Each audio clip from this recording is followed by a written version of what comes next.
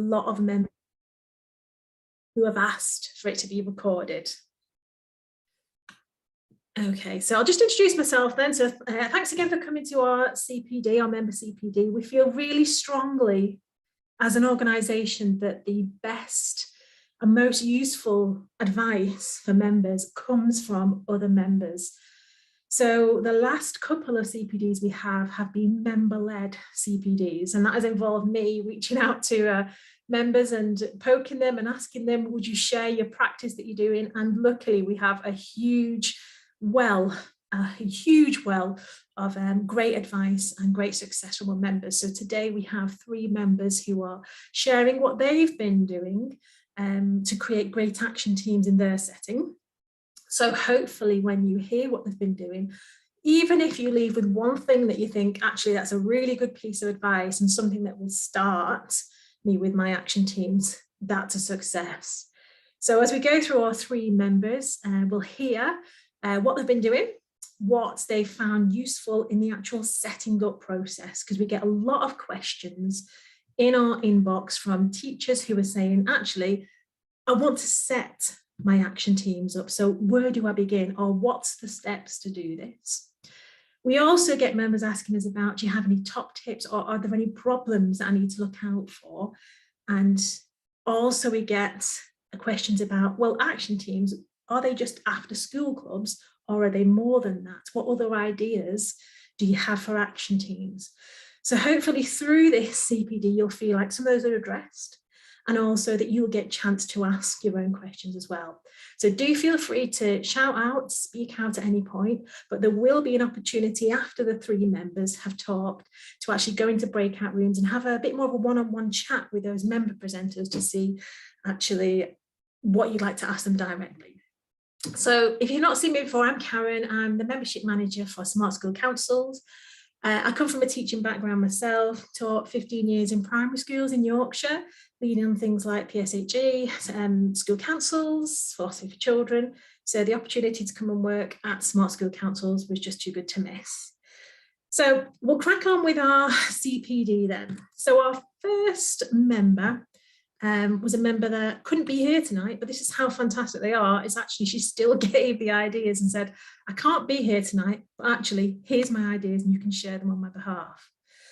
So Lisa's from Halling Primary School in Rochester. It's a junior school with just over 270-ish pupils at the school. And they have been having great action teams for quite a while. But one thing that Lisa has shared with us about how to get action teams going is about the structure of it. And that seems to be something that has been repeated across multiple members, is getting that structure and kind of process sorted and not feeling like you've got to rush to action teams straight away. Often a lot of our members feel like they've got to get on the programme, they've got to start the class meetings, then they've got to get the comms team, and they've got to get the action team, and it feels quite overwhelming. And I know as a teacher that feels quite, oh gosh, it feels like it almost pressure. And actually what Lisa's done at her school is they've broken it down and took it step by step. So hopefully this process might give a little bit of advice to other members. So what Lisa's done then is everything has been led by the comms team. So she started off with the comms team, but they already had an existing group of head pupils.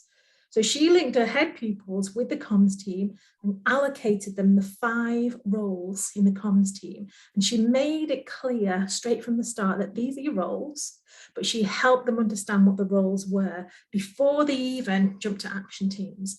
And when those children learned what the roles were, those 5 comms teams roles, and got familiar with the comms team role, that was then when she started to think about action teams, because she was just conscious not to rush to action teams and then it feel like it's just snowballing and getting too much to handle.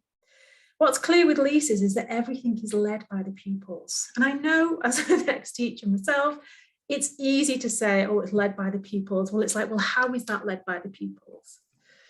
So what Lisa's done is at every point in her setting, they've made sure it's the children that lead this. So her comms team, for example, led assemblies. One of the assemblies was to explain these 5 comms team roles so that all the children knew these 5 roles in the comms team are what are going to make up our Smart School Council. And then later on, they had one assembly, which was again led by the children, where they told all the children about what action teams were and explained it to them. In addition to that, she also got the children putting posters around the schools. And further to that, which I thought was real strength in her setting, was that the program is designed to be flexible.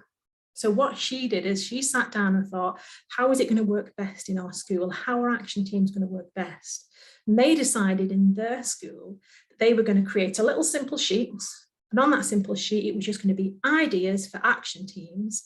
And then before you get an action team, you have to form a team, get a task staff sponsor, and then you hand that sheet to the comms team itself. So that was all explained in the assembly to the children. And then those sheets were given to each class, and each class had a stack of these action team ideas. And I think what we would say from our end is feel free to make it as adaptable to your setting as possible.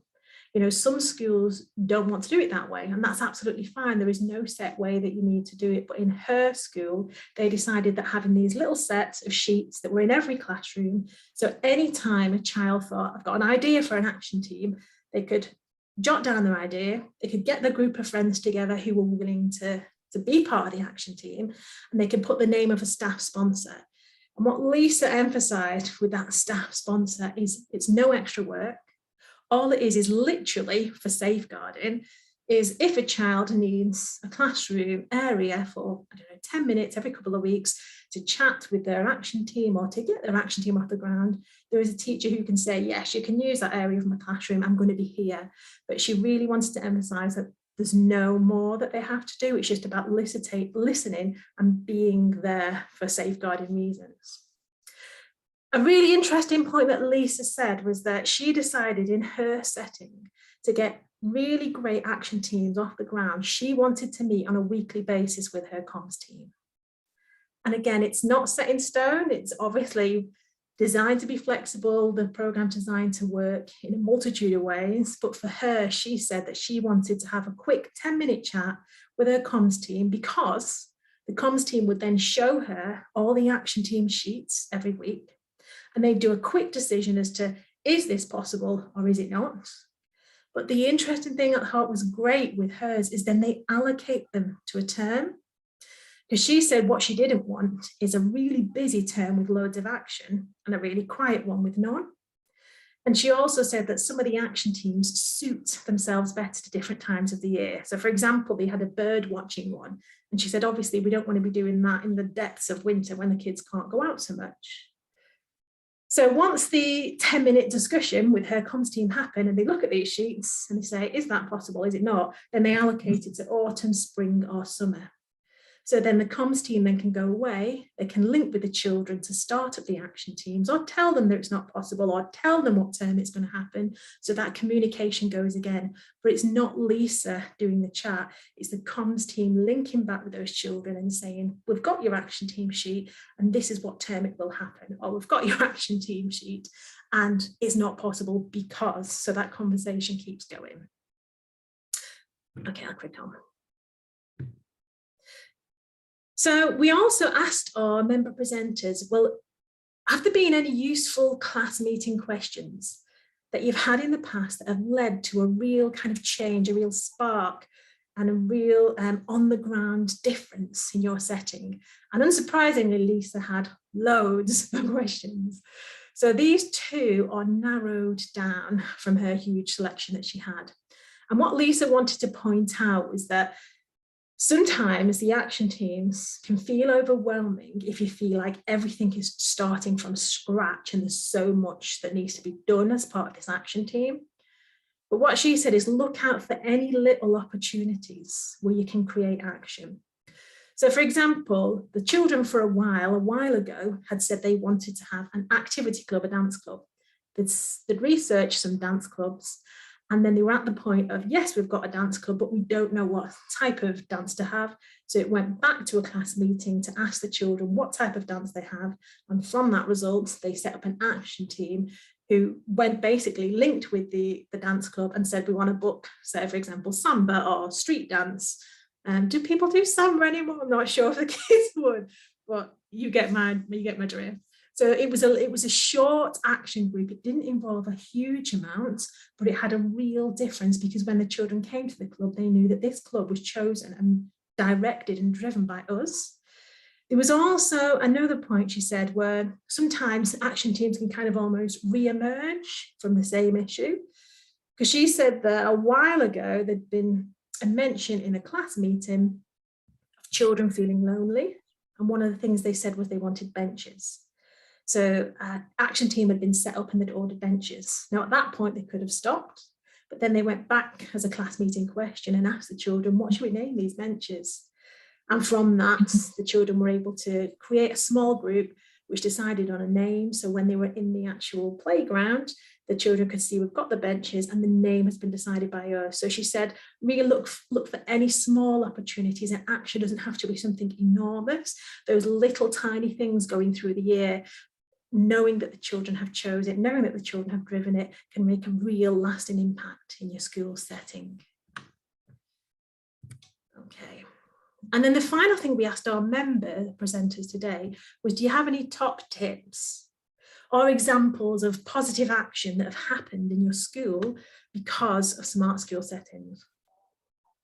And what Lisa said was, it's sometimes easy to think that action teams are just after school clubs. And some of our members have emailed and said, is that what action teams are? And like Lisa said, it's part of it, but it's not the only thing.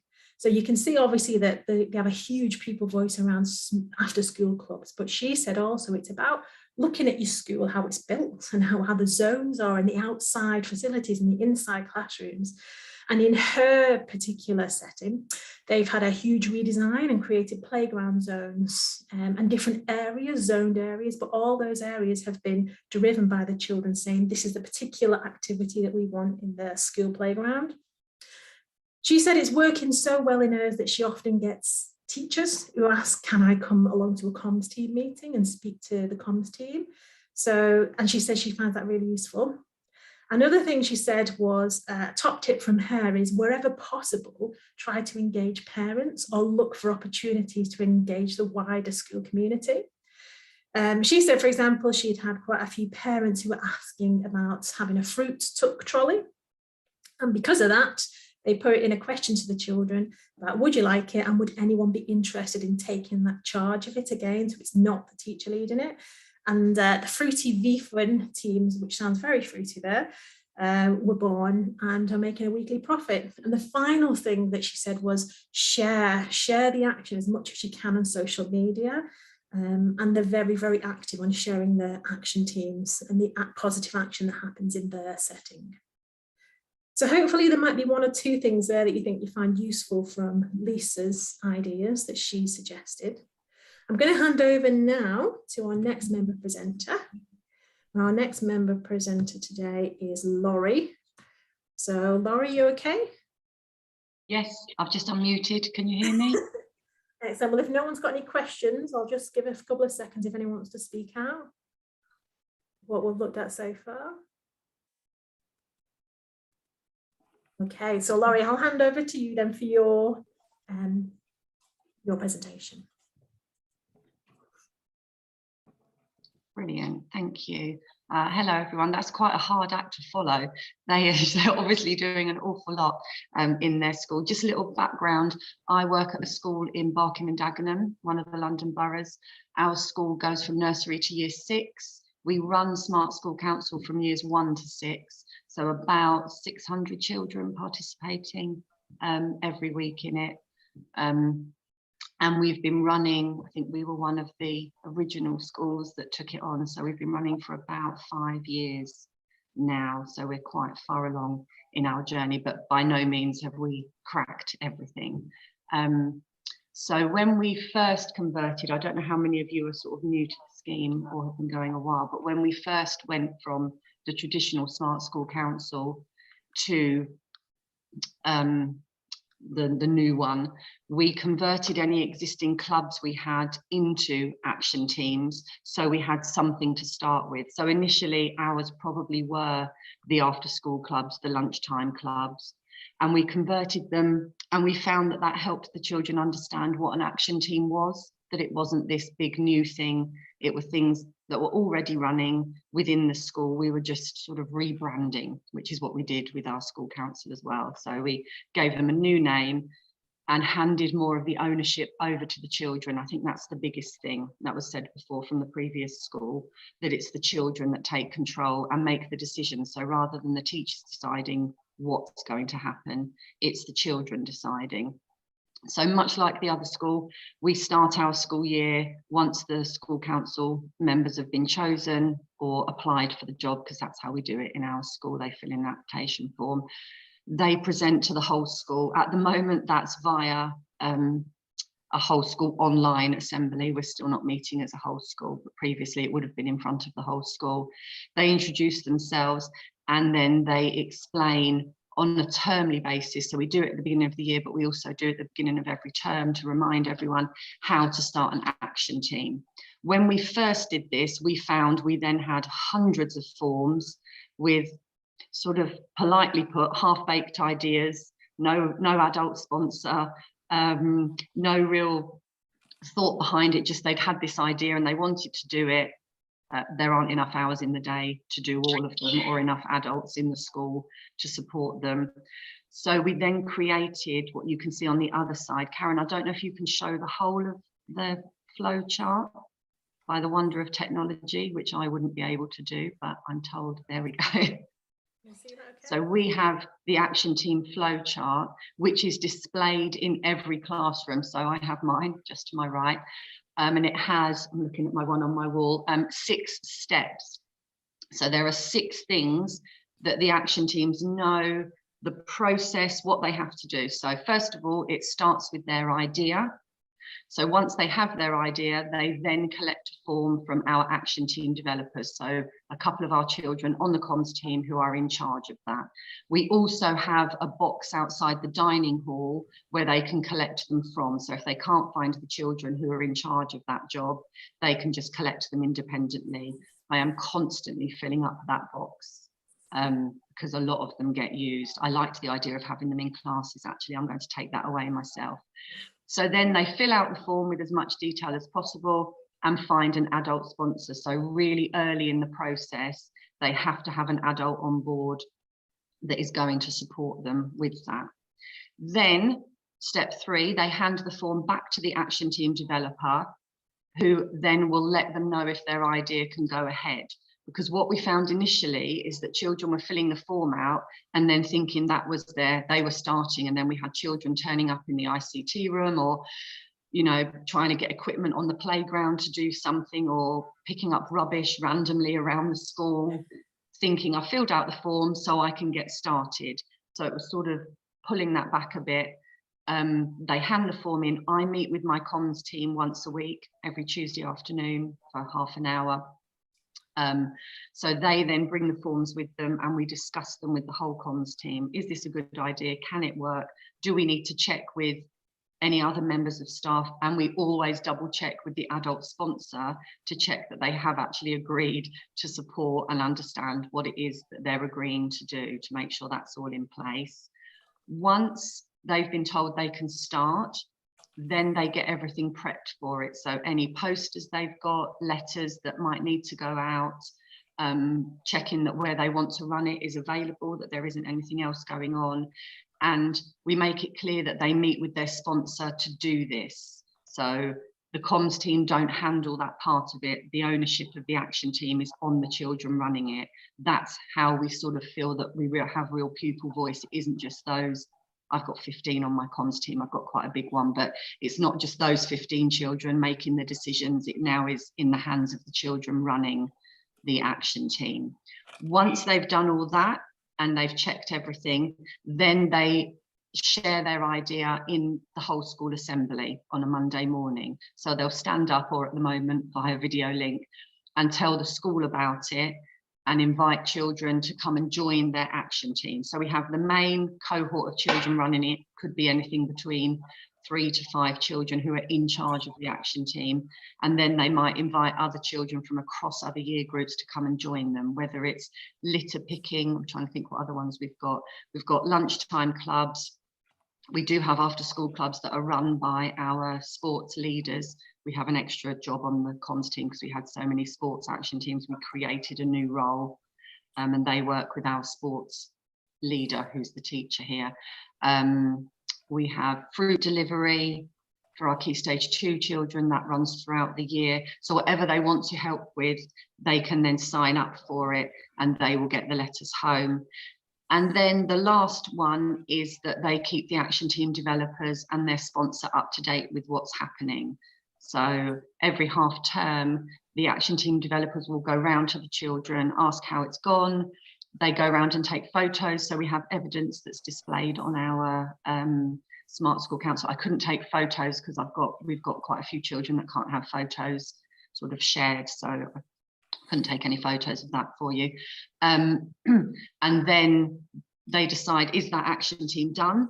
So it might be it only runs for half a term, or is it an action team that is going to carry on, where another cohort of children could join the action team and have a turn, or is it one that's run its course because it's time sensitive or for that time of year, and so the action team ends, and then we congratulate them in assembly, you know, for running a great action team, and sort of invite more. I've just seen that question come up. Absolutely. Karen, you have a copy now, don't you, of the action team flowchart? I'm happy for it to go on the website or be shared, or I think Greg and Sam do already have a copy somewhere along the line, but it really has helped. We have one in every classroom, so the teachers are aware of what happened, the children are aware, and it's really helped us sort of having that structure and knowing what is expected and what you have to do to get one up and running. That's wonderful. I can easily put that in an email for everyone after this. Yeah. Any documents that are useful such as this, as well as obviously a recording of this to look back on as well. Should I pop onto the next slide, Laurie? Yes, that would be great. Thank you.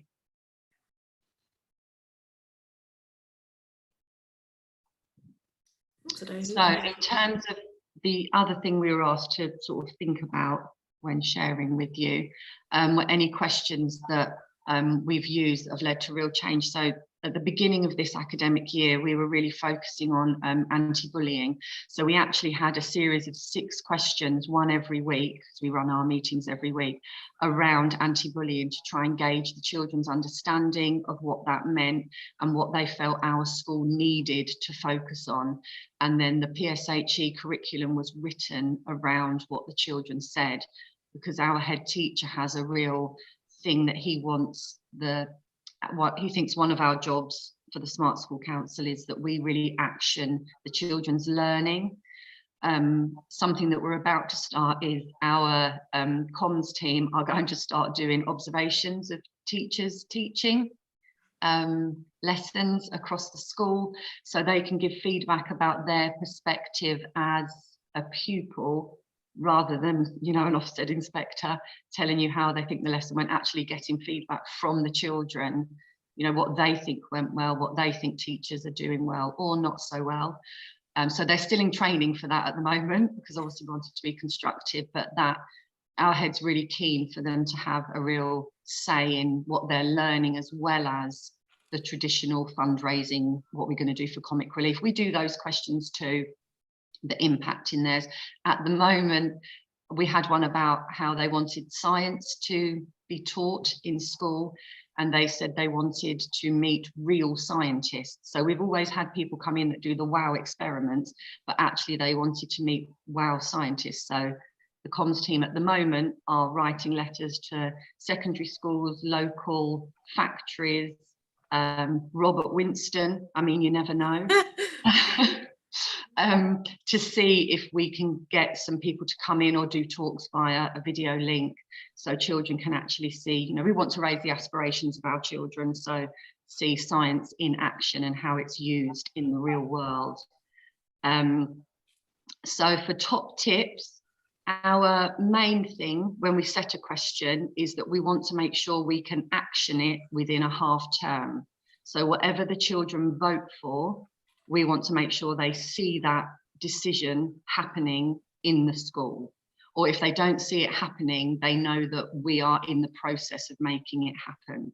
So we don't work retrospectively, but make sure that whatever way we think the vote could go, or whatever options we give them, that they are manageable and doable, and that they can see that. We have a newsletter that the children write that goes out once every half term, and there's a section on it that says, it's called You Asked, We Listened, where they say, you said you wanted this, this is what we've done, or this is what's in the process of happening.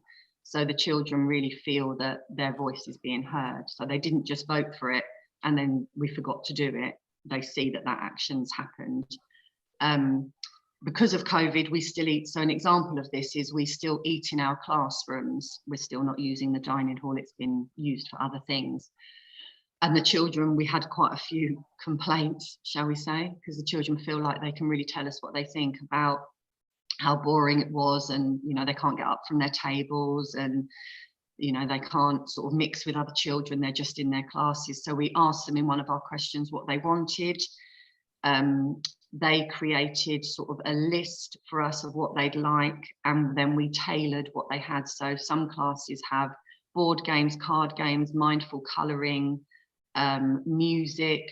So we sort of tailored it to what the children had voted for, and now that happens. That was last academic year, and then their box of stuff moved with them to their next class, so they kept their sort of things. And then another example, so they're coming into my head as I'm talking, is assemblies. We ask the children every half term what they'd like to learn about in whole school assembly, so they get a vote about what one of the assemblies that the head teacher will do. Will be about what topic they'd like to learn about. He does have some say, but we don't just pick random things because he has to deliver it. Yeah, I think that's it. I think I've talked enough, possibly. Thank you, Laurie. Really appreciate that, and great ideas with that kind of planning flow chart beforehand. And I love how action has happened in different parts. Action through your curriculum. You've had action through what assemblies they want to learn about, and the action with the observations. I don't know which I'd be more scared about, being observed by Ofsted or being observed by a pupil, but I'll let you know. Definitely strong pupil voice. Has anyone got any questions for Laurie or what she's discussed?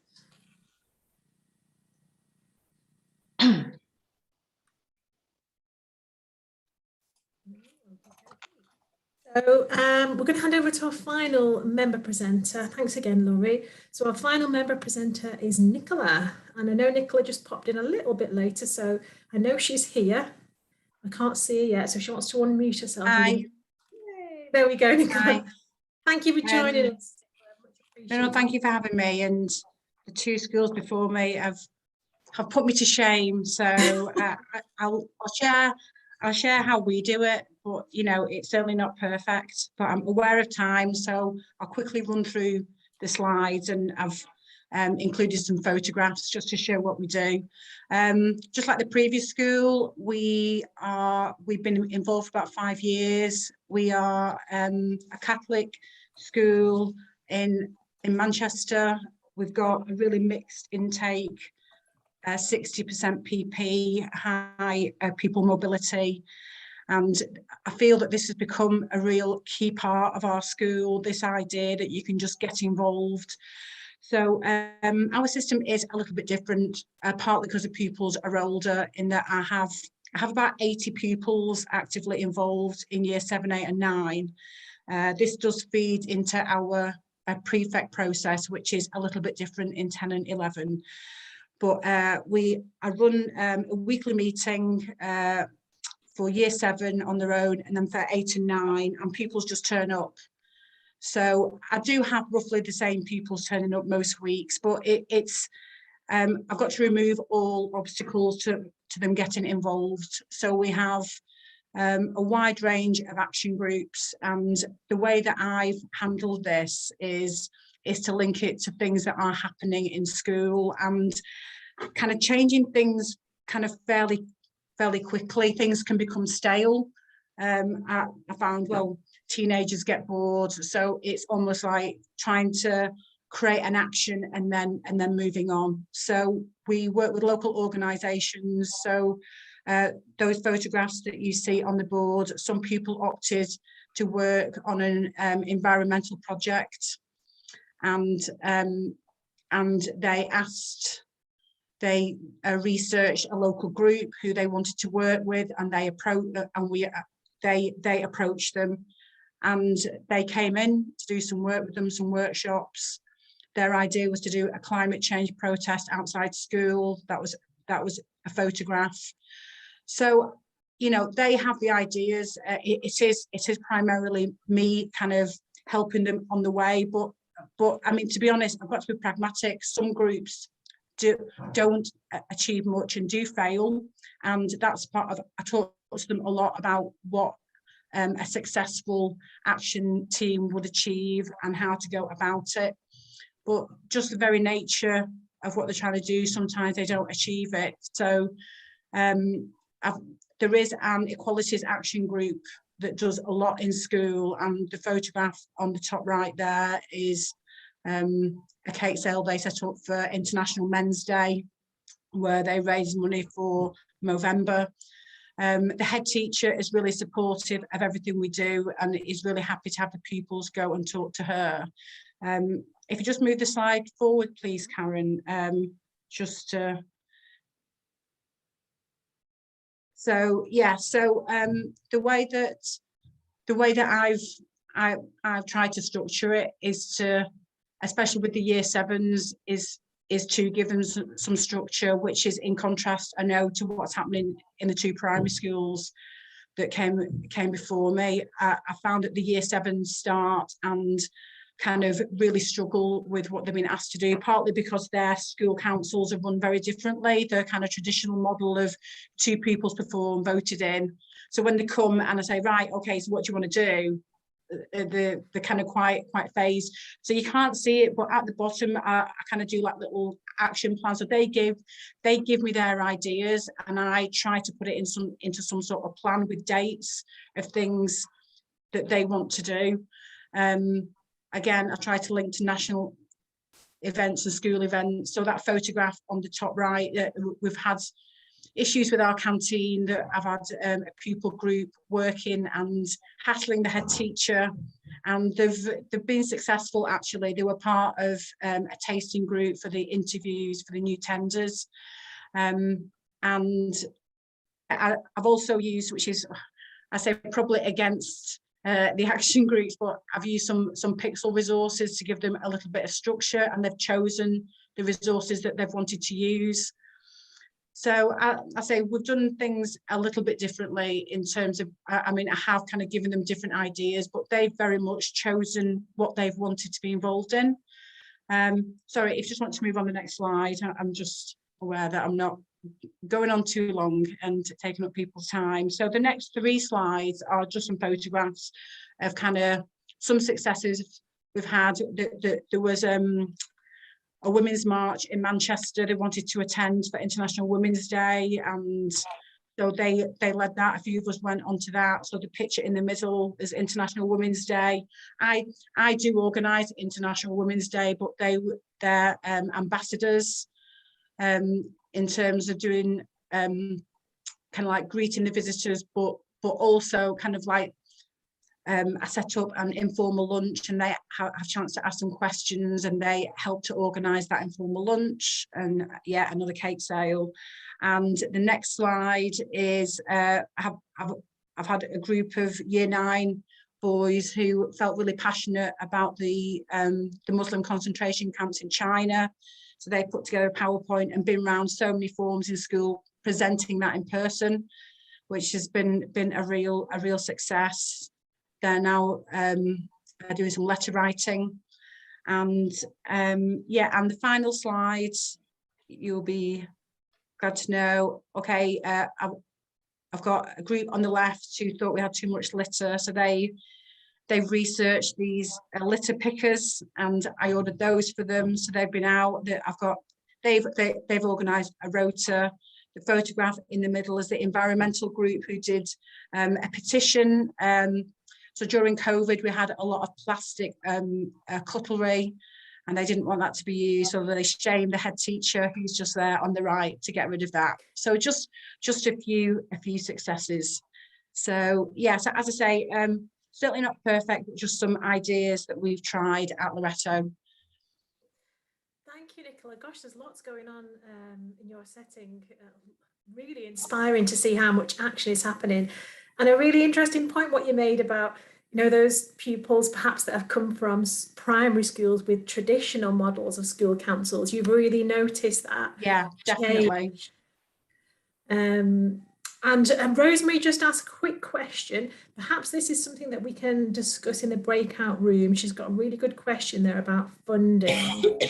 So what we're going to do is now, I know we're a little bit short on time, but I'm going to cross my fingers and I'm going to hope I do this right. I'm going to pop you into some breakout rooms, just a couple. So hopefully I'm going to have Nicola in one and Laurie in another. So if you wanted to ask any particular questions to them, or like Rosemary, if you want to ask that particular question to our member presenters, and perhaps just 5 minutes, and then we'll come back together and hopefully we'll be able to have at least one thing that we can leave today, thinking that that is something you can take away to help create great action teams. So let me see if I can put you into breakout rooms. Okay. There we go. Hi, we've got everyone back there. Well, hopefully I didn't cut some conversation short. Hopefully you managed to ask the questions that you wanted to. I know, Rosemary, you had a particular question. So if there is anyone who feels like they'd like to ask a question now, or if they want to post in the chat box, do feel. I have to go to another Zoom meeting. Am I right to leave now? Sorry about that. Yasmin, we'll send a recording of this and the document we were talking about before as well to you tomorrow. Thanks for coming, Yasmin. Thank you. Bye. So we're aware of people's time and how precious it is. So if you wanted to share in the chat box or unmute yourself, if you wanted to, if there's one thing at least you feel like you can take away from today's CPD to help create great action teams, feel free to share or to post it in the box.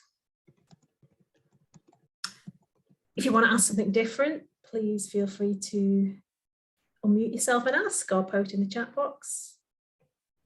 Sorry, Karen. In our breakout room, someone had just asked me a question that we were just discussing, so I'm happy to carry on answering that if they want to. Was it Julie? I can't remember. Yeah, it was me. I've just set up, well, from September, the communication teams, but now it's trying to work on building the action teams with how much time we have, about 30 minutes where I can meet the communication team on a Friday, whole school, but then that's about the limit of time that I can allocate at the moment, with it not impacting on any of the children leaving their classes. That the head teacher said be best on a flight, like the last half hour on a Friday. On the flip side of that, that's often when there might be fun things going on or activities, so sometimes then they don't want to come to my meetings, so it's getting that balance right as well, the enthusiasm. Yes, so totally get that, because it's, you know, your year 6 children. I've had a couple of mine say, Miss, I'm missing my revision session and I'm worried about my SAT. So there is that whole balance thing, isn't there? So we used to do ours during an assembly time, so they were missing the whole school assembly. Obviously COVID put a stop to that because we're no longer having whole school assemblies. So I also, mine's a Tuesday afternoon, and they do come out of lesson for it. They do have the choice of not attending. Obviously I want them to attend, but if they're doing something in class, they just let me know that they're not going to attend the meeting. So we sort of have a free flow with that, and the teachers, because they know it's the meeting, try and do something that's perhaps less exciting on a Tuesday afternoon that the children wouldn't mind necessarily missing. And in terms of the action teams, I sort of have it as a hard, fast rule that I don't adult sponsor any action teams myself. I sort of dedicate myself to the comms team. They're who I support, and I rely on other teachers around the school to be the ones supporting the action teams and feeding back to us, so it doesn't actually take up any of my own time apart from helping the children approve them or decide whether they can run or not. So that's how I try and get around that in terms of my own time as well as the children's. How many children do you currently have on your communication team and sort of action teams? I'm really bad at saying no, so I'm possibly the wrong teacher to ask. So Okay. I have about 15 children on my comms team, which I know is more than the suggested amount. We have created a couple of extra roles, like our sports leaders. We have an extra role on the comms team. And for the action teams, I'd say at the moment we've probably got about 100 odd children involved in them. But that's where, so that's almost, I say, nothing to do with the comms team. They oversee it, keep an eye on it, are there for any help, but they are run solely apart from them. So my assembly coordinators will get them to come to an assembly and introduce it in assembly. And then they sort of run themselves and just report back at the end of the half term as to how it's gone. But we are 5 years in, so we are, you know, this is where we've got to. At the beginning, we probably had about 1 action team and 2 children. This is sort of where we've got to. We struggle a bit more with Key Stage 1 action teams because they're slightly younger. So we try and do cross age group action teams where we can get the younger children involved. Laurie, That's great, thank you. That's okay. I hope that was helpful. Marissa just asked Laurie, do your comms team run the action teams as well? Some of them do. Some of them are on action teams as well, if they choose to start one independently of the comms team. And if, you know, on the when you run a class meeting and it has that section where children can make suggestions, if we feel any of those suggestions could start an action team, we'll go back to that class and suggest that they start the action team. I sort of try and keep my comms team just to their jobs rather than giving them action teams as well, but they are free to join any action team that they want to. They're the fruit delivery, so my comms team are the fruit delivery action team. They do that. They come into school 10 minutes early every day, or the ones that are on that day, and do that. So I try not to overload them too much. And that's how we raise our pupil voice, by it not being children on the comms team. They would take on everything if they could, because by their very nature, they are those children that want to be in charge and running things. But we try and get it that it's other children from other classes, particularly then, because those children that have run action teams, often when they get to year 5 and 6, they're the ones that want to join school council because they've seen it in action. So then we sort of pull on their expertise as they get older through the school. Gosh, Laurie, it sounds like you've got a lot of keen beans at your setting. That's wonderful. I'm really sorry. I've got to go to my next. To say myself, we have run over, so I will share all of the details of our member presenters and the recording of this and the document as well that Laurie gave us with everyone. If anyone does want to stay to chat for a couple of moments, please feel free. We will be staying here for a little bit. Otherwise, I hope that you feel like you've got at least one thing you can take away.